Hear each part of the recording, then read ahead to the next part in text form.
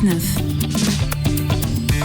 Et aujourd'hui, nous allons parler d'un petit théâtre qui prend de plus en plus de place dans le paysage culturel nantais, situé en bas de la butte Sainte-Anne. Cette salle d'une centaine de places fait la part belle aux comédies. Nous recevons aujourd'hui Thierry Patru, directeur de la salle et accessoirement comédien et metteur en scène, ainsi que Claire Traxel, comédienne qui joue en ce moment au théâtre. Bonjour. Bonjour. Oula, c'est mieux sur la musique. Merci d'avoir répondu à notre invitation. Alors on va dans un premier temps parler du théâtre. Qui a eu l'idée de créer cette salle ? Alors c'est monsieur et madame Mondin qui ont créé cette salle il y a presque 7 ans maintenant. Et moi j'ai repris la direction de ce lieu depuis 3 saisons. On attaque notre 4e, donc je suis là depuis 2012 pour attaquer cette 4e saison. Mais ça fait 7 ans que le théâtre existe et donc ça a été créé par Jeanne Mondin, d'où le théâtre de Jeanne. Voilà. Alors quelle était la volonté de départ, l'idée de départ ? Alors le tout départ en réalité c'était un spectacle qu'elle voulait consacrer un peu au spectacle jeune public pour les petits. Elle a de très nombreux petits-enfants et c'était pour ça au départ. Et puis bon, après, rentabilité oblige et puis plaisir de s'amuser en soirée. Elle a fait venir des comédies un petit peu gentiment quelques soirs de temps en temps comme ça pour animer davantage ce théâtre. Et puis après, comme ça demandait un peu pas mal de travail et qu'ils étaient déjà très occupés par ailleurs, voilà, on m'a fait la proposition de venir faire tout ça pour prendre leur suite et c'est avec grand bonheur que je suis nantais depuis bientôt 4 ans. Voilà. Alors, vous l'avez dit au départ, c'était une idée donc du coup d'une grand-mère pour ses petits-enfants. Et le lieu était là au départ ou il s'est venu par la suite ? Ils l'ont complètement construit. D'accord. Il a été vraiment totalement créé il y a 7 ans, donc c'est un lieu relativement neuf pour un théâtre. Voilà, donc si vous venez voir, vous verrez, ça sent presque encore un peu le neuf. Les peintures sont toutes fraîches, les fauteuils sont encore très rouges, le rideau aussi. Voilà, donc c'est vraiment un nouveau lieu pour un théâtre, on peut le dire, quoi, même si ça fait 7 ans que c'est là. Et on l'a dit, vous êtes toujours, d'ailleurs, j'allais dire vous étiez, mais non, vous êtes toujours comédien et metteur en scène. Comment on se retrouve directeur d'une salle et programmateur d'une salle ? Est-ce que c'est un métier totalement différent, si finalement une veine de ce métier-là ? Alors oui, c'est une veine. Après, le diriger un théâtre, c'est un métier totalement différent du métier d'artiste. Là, pour le coup, on est confronté aux affres de l'administration, des choses, de la compta, bref, tout ce qui va avec une entreprise. En revanche, la volonté de le faire, c'est quand même pas complètement anodin non plus quand on est artiste. C'est que moi, ça me permet d'avoir un lieu de création, de plus avoir à en chercher, parce que ça peut être un souci majeur chez beaucoup d'artistes. Et du coup, voilà, de mettre une casquette de plus et d'endosser quelques heures de travail supplémentaires a donné à l'artiste un luxe phénoménal, c'est-à-dire d'avoir un lieu de création à disposition en permanence, quoi. Et justement, comment vous choisissez vos spectacles ? Alors, les spectacles sont choisis, c'est toujours du divertissement, toujours de l'humour. Chez nous, on vient pour se détendre, se distraire. C'est vraiment la grande ligne directrice. Et on les choisit en les ayant vus soit réellement en salle déjà dans un coin de France, je veux dire, à Paris ou ailleurs, soit par vidéo qu'on nous transmet, parce qu'effectivement, malheureusement, jouant moi-même et la direction des théâtres prenant beaucoup de temps, on n'a malheureusement pas aussi souvent qu'on le souhaiterait le temps d'aller voir en live les spectacles dans les théâtres de France. Donc il y a des comédies 6 soirs sur 7. Oui. Comment vous arrivez à tenir le rythme ? Alors déjà, moi je ne joue pas dans les 6 sur 7. Nous on est ouvert, on accueille le public 6 soirs sur 7. Pour programmer. Au fait, on boit beaucoup de café, puis on a la passion de notre métier, vraiment. En fait, ça se résume à ça. On reçoit des artistes très différents, ça c'est super boostant. Voilà, il y a de tous les univers, même si c'est toujours de l'humour. L'humour, je vous apprendrai rien, c'est très très large. Il y a de tout. Donc du coup, on est chaque fois transporté dans des univers différents avec des personnalités différentes, et puis pour nous c'est toujours des belles rencontres. On marche à l'humain et pour l'instant c'est ce qui nous porte chance, aussi bien du côté des artistes que du côté des spectateurs qui viennent nous voir. Et je le rappelle, vous êtes donc metteur en scène et acteur. Est-ce que vous créez encore des pièces ? Oui, chaque année on en crée au moins 1 à 2, une pour le public du soir, pour les grands on va dire, et un spectacle jeune public tous les ans pendant les fêtes. Donc il y a 2 créations minimum par an. Pareil, c'est quelque chose qui a l'air de rien quand on en parle comme ça, mais dans l'univers théâtral c'est non seulement beaucoup de travail, mais ça on s'en fiche, on est content de le faire, mais c'est que c'est pas donné à tous les théâtres et à toutes les productions de pouvoir le faire. Donc on est très heureux, très fiers de tout ça, parce que voilà, c'est un peu pour ça qu'on est dans ce théâtre. Et une création, ça prend énormément de temps, 2 par an. Est-ce qu'il y a toujours de l'inspiration ou justement vous allez voir un petit peu ce qui se passe à côté, puis ça vous donne des idées d'écriture? Alors tout est inspirant, on ne va pas s'inspirer de ce qui se fait ailleurs, puisque si c'est fait et que ça marche, c'est que c'est plus à faire. Voilà, donc on laisse les bonnes idées à ceux qui les ont. En revanche, effectivement, tout inspire, la vie, les gens, voilà. Et nos spectateurs qu'on commence à bien connaître maintenant, qui finalement, l'air de rien, nous envoient pas des commandes directement, mais on sent ce qu'ils auraient envie de voir, entendre, quel thème aborder. Je pense principalement au spectacle jeune public, où là il y a des demandes plus spécifiques, puisque dès que ça concerne les enfants, on est un peu plus regardant et on voudrait qu'il y ait quelque chose d'un peu plus éducatif par rapport au spectacle du soir. Et puis après, vous savez, il y a ce qu'on appelle l'air du temps, quoi. Il y a les sujets à la mode, voilà. Donc tout ça passe. Comme quoi l'indémodable, comment vous dire, l'amour toujours, hein, voilà, le couple beaucoup et le sexe un peu, évidemment. Voilà. C'est tout ce qui touche au relationnel. Mais il y a beaucoup de pièces et des acteurs qui ont le même rôle pendant une dizaine d'années. Oui. D'avoir, parce que les pièces, il faut le dire, sont assez éphémères. Du coup, est-ce que c'est pas un peu frustrant ? Alors, elles sont pas aussi éphémères que vous le pensez, parce qu'il y a beaucoup de pièces qui passent chez nous, qui se jouent 3-4 ans en tournée partout en France. Et donc, effectivement, des comédiens qui jouent les centaines de fois les rôles. Là, il faudrait poser la question à chaque comédien. Moi, je fais partie de la race des comédiens qui adorent jouer 300 fois un même rôle. À un moment donné, au contraire, on peaufine, je fais de la microchirurgie sur mes personnages. Moi, je m'amuse de plus en plus au fur et à mesure que je joue un rôle. Vous posez la même question à d'autres comédiens qui vont vous dire qu'ils ont fait le tour d'un rôle une fois qu'ils ont joué 30 fois une pièce. C'est aussi, il n'y a pas de vraie règle, il n'y en a pas un qui est meilleur que l'autre. C'est une question de nature de comédien, quoi. Donc, mais moi, en tout cas, ça m'a jamais posé de problème de jouer 200 fois un même rôle, jamais.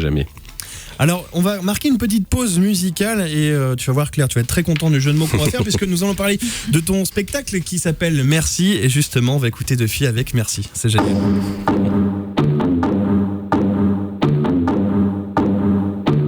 Hit the beat and take it to the verse now.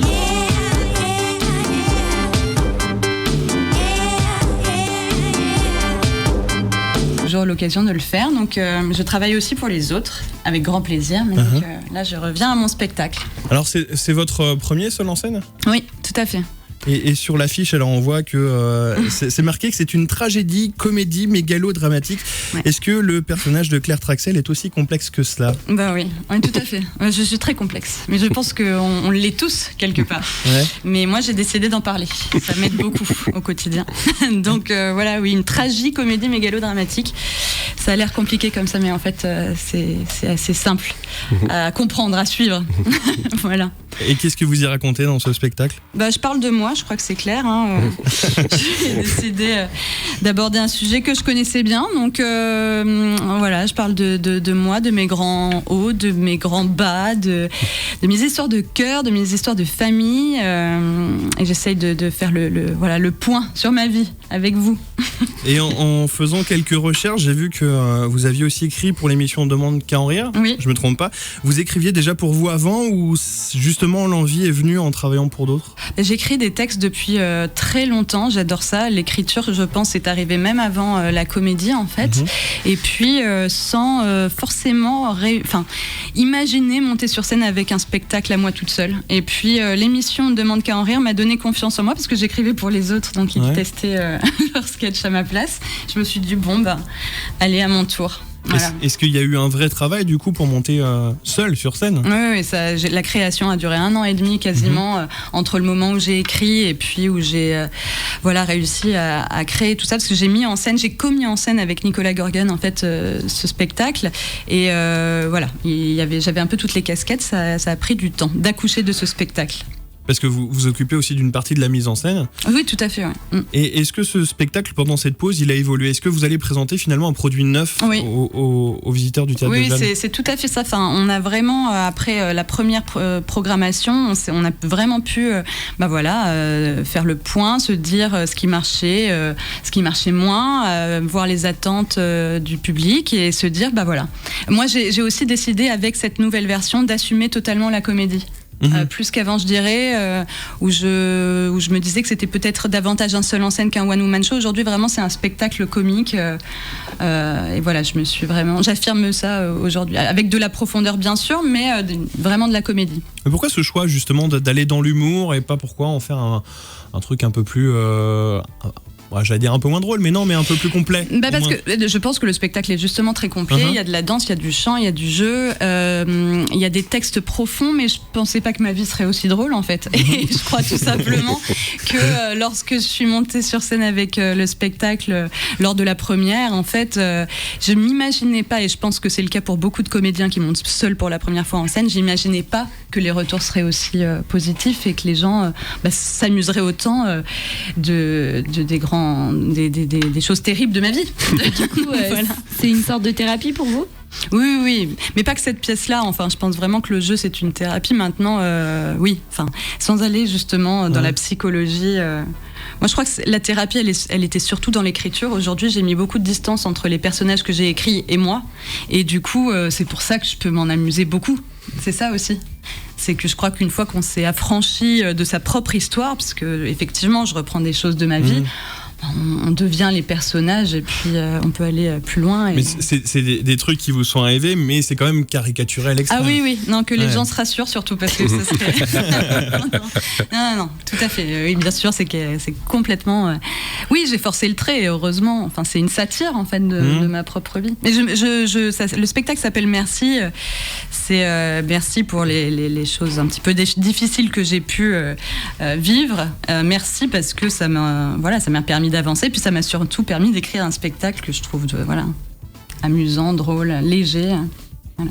Et c'est un travail totalement différent de monter tout seul sur scène ou d'être accompagné d'autres acteurs ? Non, ça n'a rien à voir. C'est quand on est seul en scène, en fait, quand les choses se passent très bien, on a l'impression d'avoir fait une salle immense et c'est formidable. Et puis quand les choses se passent un peu moins bien, parce qu'il y a des soirs un peu plus frileux, d'un coup c'est que pour soi aussi, et là c'est plus dur.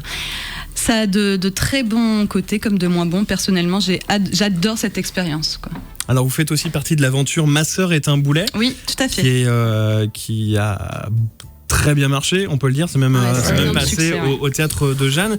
Vous remettez ça pour une nouvelle saison. Est-ce que pareil, il y a des évolutions, parce que c'est vrai que quand on est à plusieurs, on se laisse plus vite aller dans l'impro, puisqu'on sait comment vont réagir les autres, non ? Oui, non, parce que vraiment, je pense que ça fait... Ma sœur est un boulet, c'est un énorme succès. C'est une pièce qui se joue... C'est quasiment un classique du café-théâtre, si on peut dire. Voilà, tout à fait. Ça fait, je pense, un peu presque 6 ans que la pièce se joue. Et je pense que pour le coup, les différents comédiens et le metteur en scène qui a drivé tout ça, vraiment a su... Enfin, c'est aujourd'hui ce qui marche moins bien. Et je pense qu'on s'applique à offrir un spectacle vraiment quelque part rodé, mais d'une très grande efficacité. Et par contre, ce qui varie, c'est la différence de partenaires qu'on peut avoir, parce que j'ai la chance d'avoir joué avec de multiples partenaires cette pièce. Et voilà. Et vous m'avez dit, elle va être jouée à Madrid. Elle est, je crois, déjà jouée à Madrid. Oui, elle a été traduite et elle se joue à Madrid. Vous êtes un peu flatté de ça, de se dire c'est à l'international. Ouais, c'est incroyable. C'est à l'international. New York. Non mais oui, tout à fait. Non mais franchement, c'est génial de jouer dans un grand succès de théâtre, quoi. C'est une reconnaissance. Voilà. Mais j'ai écrit mon spectacle. Mes parents étaient très fiers, mais je pense qu'ils étaient encore plus fiers que je joue dans Ma sœur est un boulet, parce que c'est une pièce dont on a vraiment entendu parler, quoi, partout en France en fait. Avant de se quitter, est-ce qu'on peut rappeler les dates ? Parce que je crois que le théâtre de Jeanne n'a pas encore ouvert. C'est demain. C'est demain la rentrée. On prend nos cartables et nos trousses demain. Donc ça reprend demain, jeudi 10 septembre. Ma sœur est un boulet. Ils sont là jusqu'au 4 octobre. Si je peux le dire, il y a 2 supplémentaires tellement les réservations marchent fort. À 18h les samedis 26. Donc il faut y aller très très vite. Voilà, et très très vite. Et le 3 octobre également, une supplémentaire. Et Claire Traxel dans Merci, ça démarre lundi qui vient là, le 13. Non, le 14. Le 14. Indicateur, oulala. Ah ouais, ça va. Et jusqu'au 5 octobre. Eh bien, toutes les infos sont à retrouver bien sûr sur le site du Théâtre de Jeanne. Merci beaucoup Thierry et Claire d'être passés dans nos studios. Vous revenez quand vous voulez. Avec grand plaisir, merci à vous. Entretien à retrouver bien sûr quand vous le souhaitez, même dès maintenant sur le site de Sun.